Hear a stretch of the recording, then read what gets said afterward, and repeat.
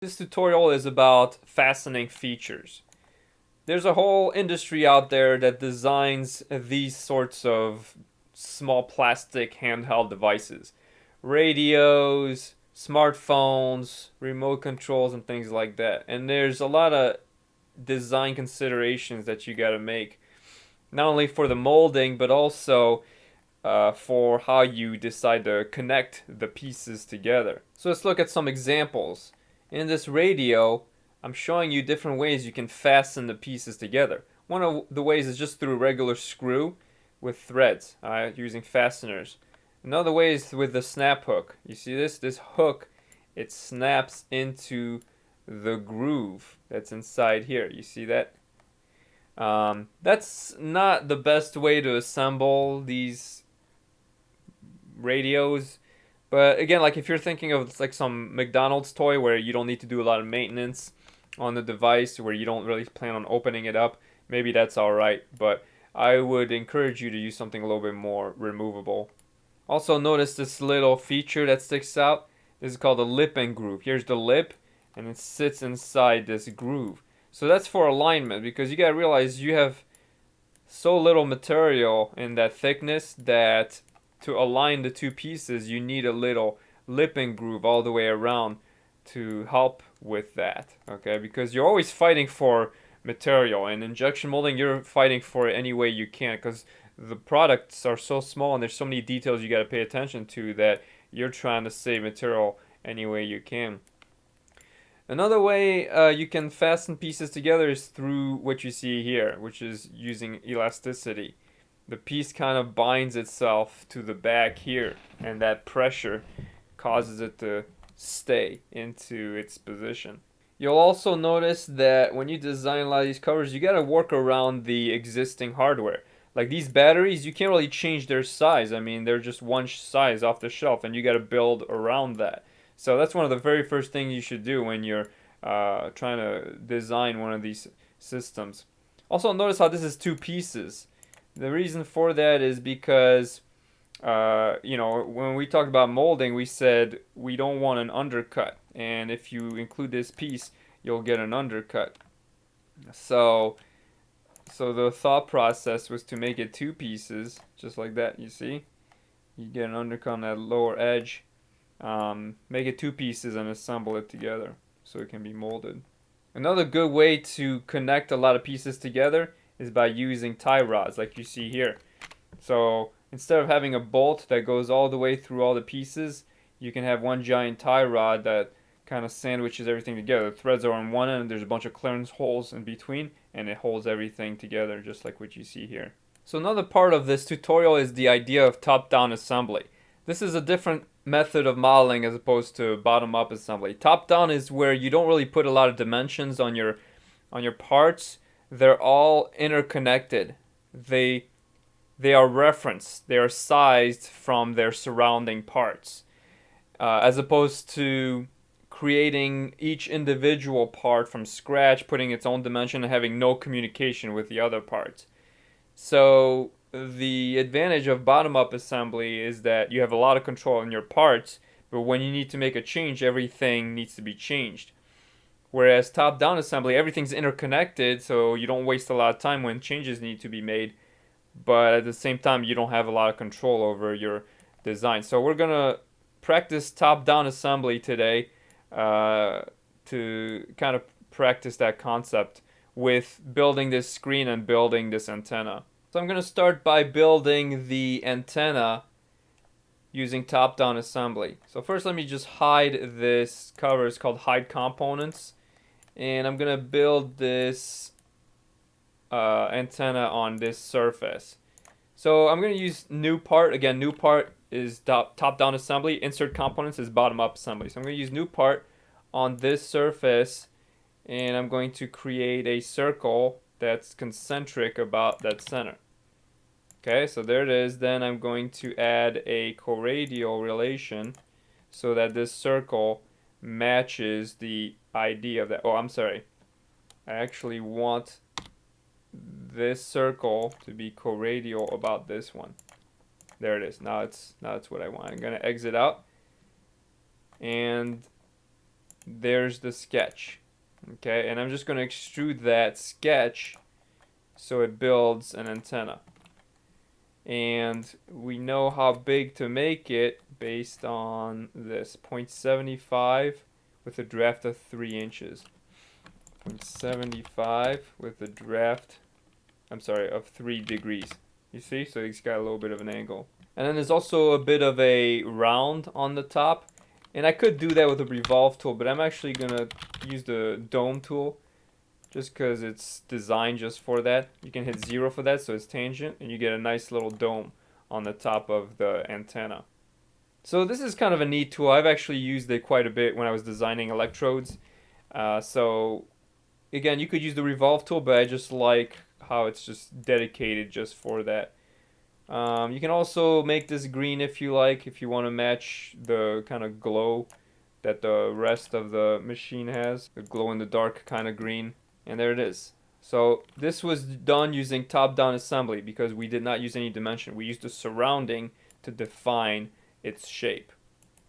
So we're now going to do the same thing for the screen. We're going to do a top-down assembly screen on here. So I'm going to hit Control 8 to stay normal to, and I'm going to build the screen. Okay, so to do that, I'm going to add new part on this surface.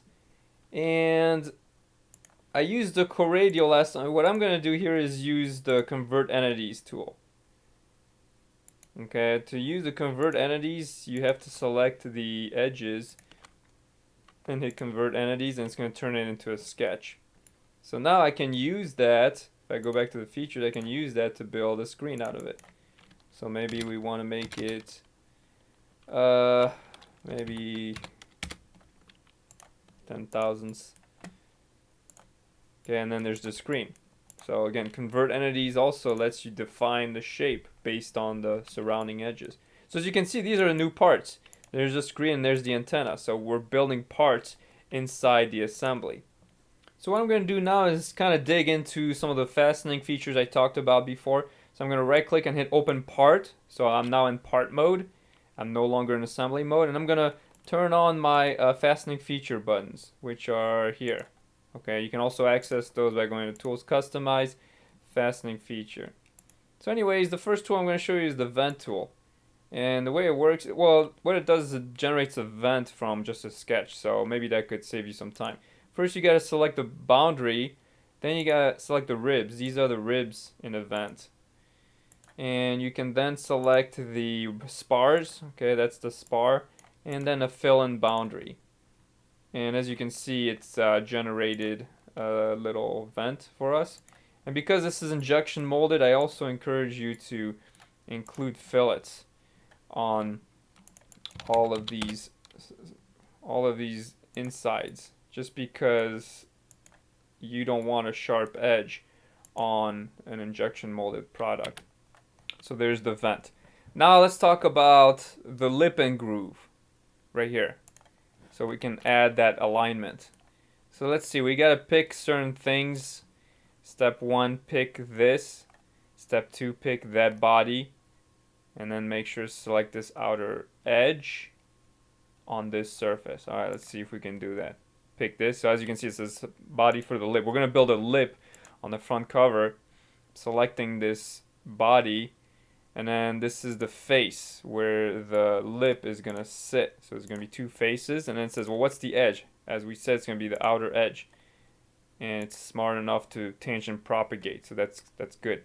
Okay, so we got that. Now we got to kind of fill in those numbers. So let's see. 0.03125. So that's 1/32. 0.02 and 3. All right, 1/32.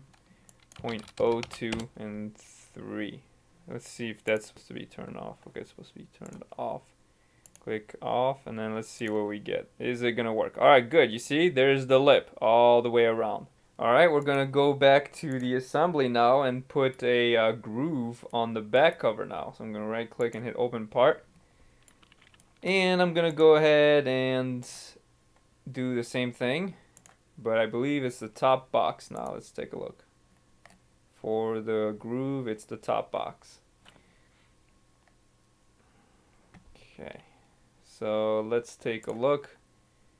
This body And we gotta pick the surface where the groove is gonna sit and the edge. The edge is gonna be over here on the outside. Let's take a look at the dimensions. Okay, that looks a little bit better. Okay, great. That looks good. So now let's see how the two look. If I do a section view, let's take a look at this. Alright, not too bad, right? Look at this. That would be kind of difficult to do with an offset sketch or something like that. So I kind of like the results of that. So next step is going to be to add the snap hooks. We already talked about the lip and groove, now let's talk about the snap hooks. So let's go to the front cover. And we're going to click the snap hook. Okay, so it's going to be this. And we're going to find a position here. Let's see. Face. Okay, alright. So let's try to follow these instructions. Face, front plane, right plane. Front plane, right plane. Okay. Then reverse direction. And let's type in those numbers. Reverse direction. 0.08. 0.06, reverse direction. Alright, looks good. 0.05, 0.015. 0.05, 0.15.